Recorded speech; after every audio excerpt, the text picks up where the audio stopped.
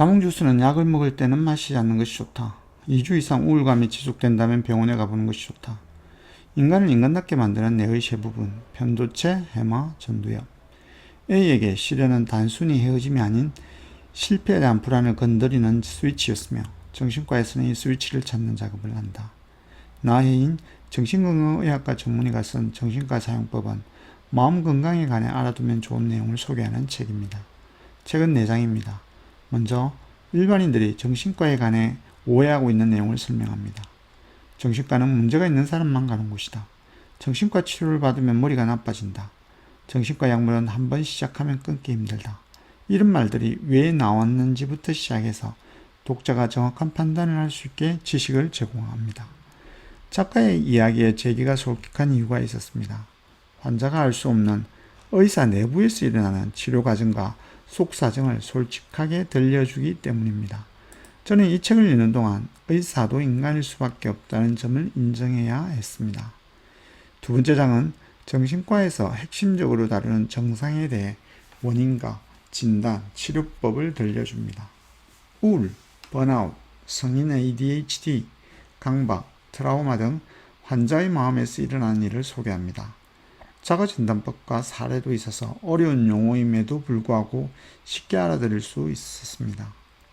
세 번째 장은 환자들이 찾게 되는 진료 장소 네 곳, 즉 종합병원 정신과, 정신과의원, 정신건강복지센터, 상담센터 중 어디를 선택해야 하는지부터 시작해서 내게 맞는 의사 찾기, 첫 방문 시 알아야 할 점을 알려줍니다.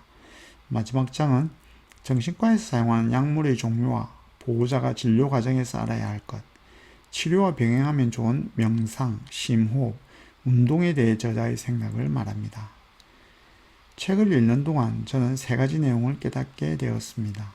첫 번째, 정신적인 문제가 유전적인 요인, 심리적인 요인으로 발현되지만 사회적 요인이 더 큰 질병도 있습니다. 제가 생각하기에는 번아웃, 성인 ADHD, 트라우마가 그 예입니다. 저자는 번아웃은 과거에 나타나지 않았던 현대병에 가깝다고 하면서 조직의 문제가 개인의 병으로 나타났다고 합니다. 성인 ADHD도 마찬가지입니다. 과거에는 약간의 주의력 저하가 큰 문제가 되지는 않았지만 현재는 일상생활에서조차 사전계획과 빠른 반응을 조직에서 요구합니다. 이름 집단의 관리자로 근무하는 ADHD 환자들에게는 성과 목표가 엄청난 스트레스가 됩니다. 죽을 만큼 위협적인 재난적 상황을 경험한 후 발생하는 심리적 상처인 트라우마는 나만 이상한 것이 아니다라는 연대의 감각을 통해 회복할 수 있다고 저자는 강조합니다. 두 번째는 최근에 읽었던 다른 심리학책 비폭력 대화와 이라는 착각에서도 깨달았던 내용입니다. 마음의 문제는 정상과 비정상의 경계가 모호할 뿐만 아니라 예전에는 정상적인 기능이었다는 점입니다. 없애야 할 버그가 아닙니다. 주변을 경계하고 예민하게 반응하면서 미래를 비관적으로 보는 사고가 인간의 생존을 위해 도움이 됩니다. 마음의 문제를 가진 사람을 바라보는 따뜻한 시선이 필요합니다. 마지막으로 책 뒷부분에서 환자 보호자나 친구들이 어떤 도움을 줘야 할지 들려주는 내용도 유익합니다. 그냥 들어주라 라고 전하는 말합니다. 저자는 의사처럼 질문해보는 것도 좋은 방법이라고 합니다. 그럴 때 어떤 생각이 들었어?